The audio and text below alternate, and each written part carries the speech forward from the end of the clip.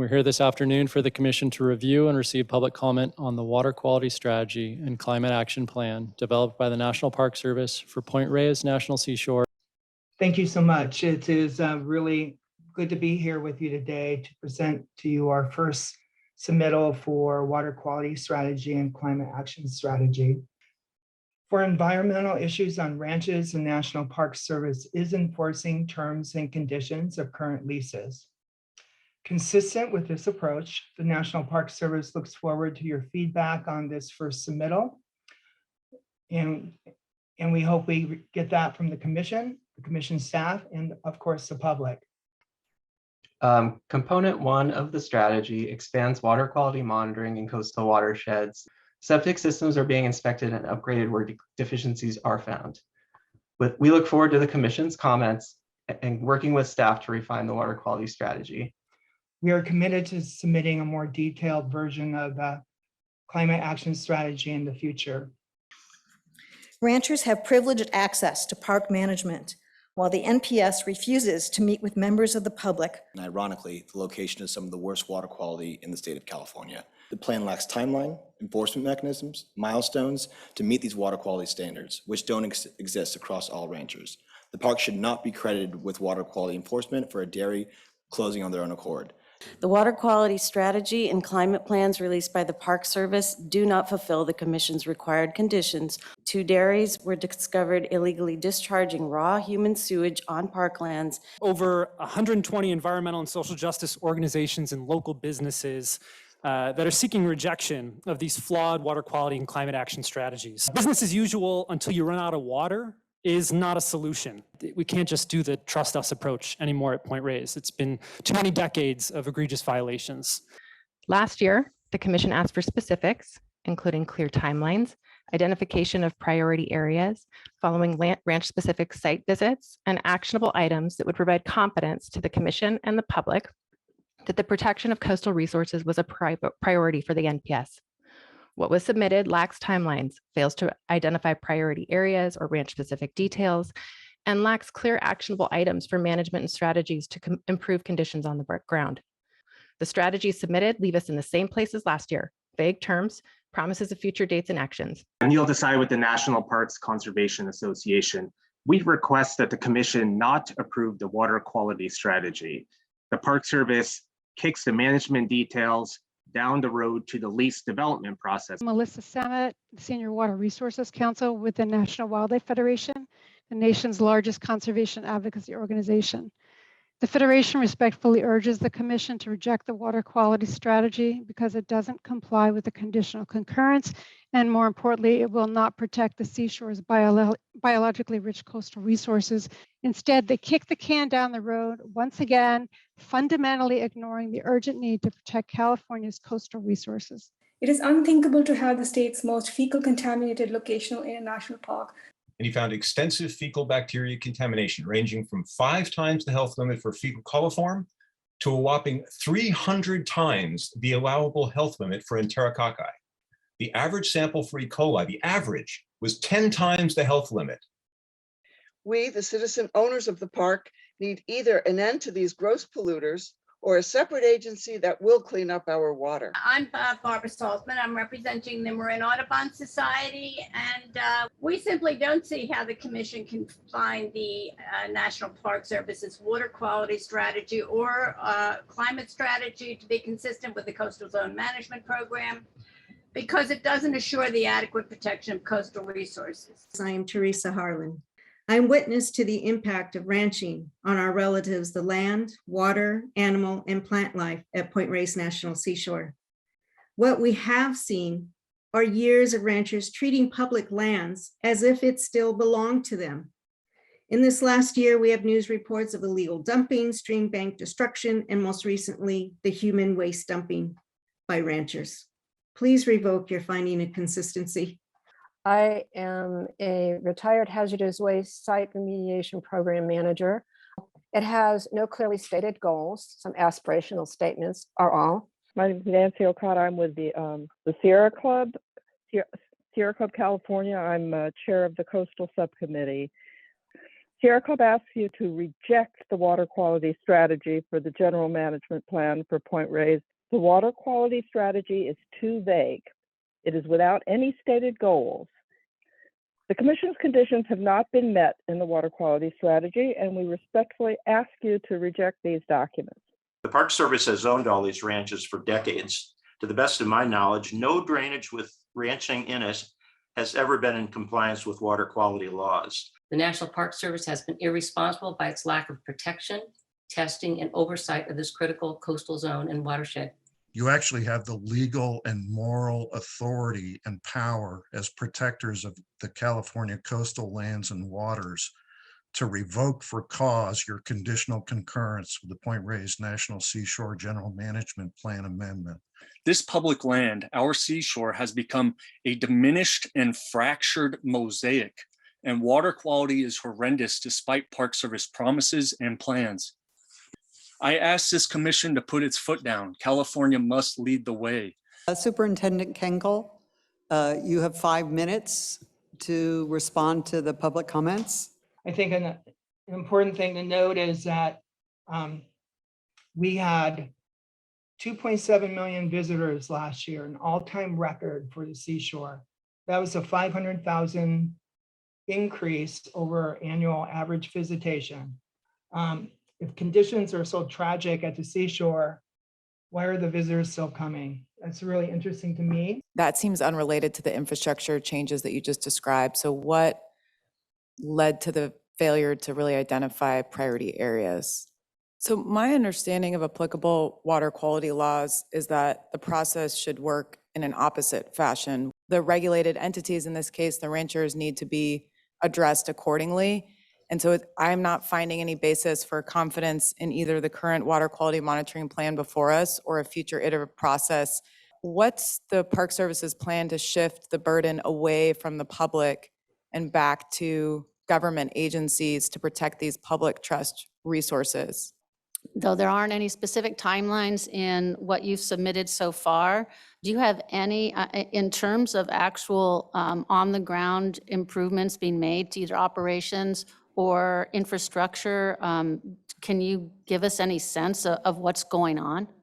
There's a lot missing from the water quality plan. The actual water quality plan is just not adequate. And I know I'm not supposed to say that in my position. It's just not. And there's been 20 years of monitoring, 15 years, 10 years, depending on what the program is, but none of that data is being used to actually develop the plan. And that's rather astonishing. When I was running Gila Bay, we had a volunteer monitoring program called the Stream Team program that was literally 20 times, 50 times, I don't know, more rigorous than this. This is ridiculous. I want to just start by reminding everyone that the National Parks mission is to preserve unimpaired the natural and cultural resources and values of the national park system for the enjoyment, education, and inspiration of this and future generations. Raw sewage being dumped onto an open cow pasture and manure pond from 2 different ranches with no indication. Number one, it wasn't the National Park Service that discovered this. We come back a year later to find that the ranchers that are asking us to trust them are literally spewing sewage out from their houses, from 4 different ranch houses, and presumably into the waterways and the coastal zone that we are supposed to protect and are trying to protect. Well, we have to, take a stand today. We have an opportunity to reject the strategy. As I mentioned at the last hearing, there was a significant amount of money, in today's dollars, approximately $382 million paid to the ranchers at the time that the park was established, with an understanding that the ranches would not be there forever, but that this was paid to the ranchers with an understanding that there would be a phase out. Of course, that hasn't occurred. Politics intervene and other reasons, so here we are today. But my understanding is the ranchers here pay an average of $7 to $9 per head of cattle, whereas the average grazing outside of the park is $15 to $20. And of course, given that the ranchers do not actually own the underlying land, they paid 0 in property taxes. constant testing by citizens, finding many times the water samples violating violations many times over the health limits of E. coli and other bacteria. Now is the time to begin the restoration of this magnificent national park. Now is the time to address in a serious way the impacts of dairy ranching that we all know about now and we can measure.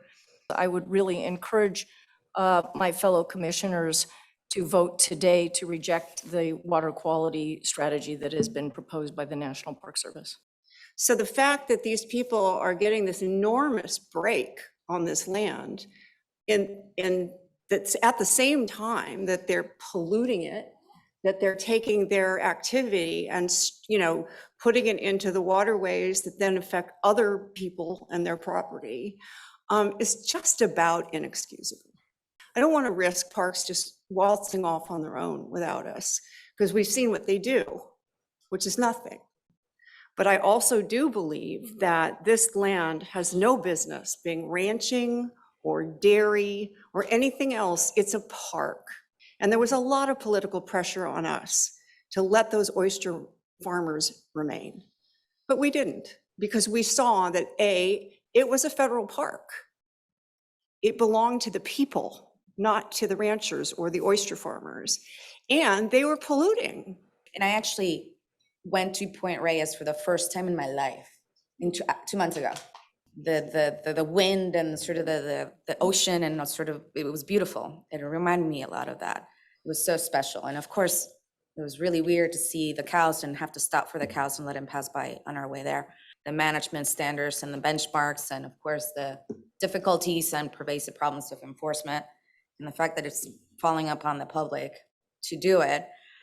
We're finding ourselves that we just can't continue, you know, the way we have been going, especially the status quo of such things as the management of this park. So looking at this area, you know, what should be a protected area in a national park where we are really defending and protecting our public trust resources is instead a hotspot for polluted waters, for methane emissions, which is a super pollutant.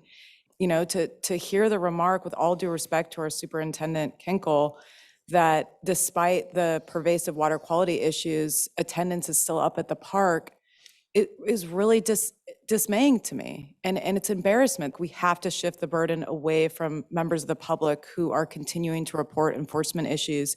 I think it's an embarrassment where we are today.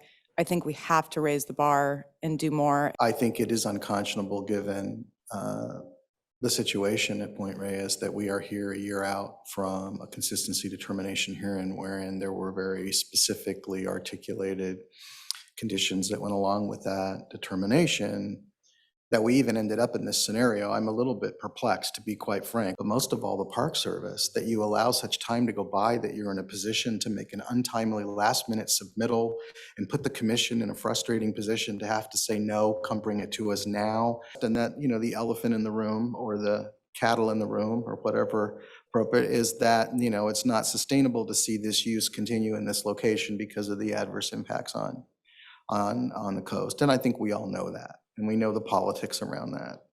I share the sentiments about the, even preliminarily, the indicators from all the testimony that there are serious deficiencies here, even in a preliminary level. And my concern is that if the end result is that we just leave it with the Park Service to handle it and we're out of it, I don't feel comfortable with that. But I think for me, the major deficiency is the capacity of the organization to actually do the work. Clearly, the commission does not feel that this water quality plan is adequate. And I have to say, I agree with that. Honestly, I really, and it was so disturbing. And this is the first time I'm seeing this. Really shocking. And I want to make sure that we keep our eye on the prize, and that's clean water, a clean park that everyone can enjoy. So, but at the end of the day, we've got to get this, cleaned up. And I move that the commission approve NPS's March 24th, 2022 water quality strategy for the general management plan amendment for Point Reyes National Seashore. No. No. No. No. Nay. No. No. No. No. The vote is unanimous. Thank you, Ms. Miller. The vote was unanimous. The commission rejects the water quality plan submitted by the National Park Service for the Point Reyes Management Plan, and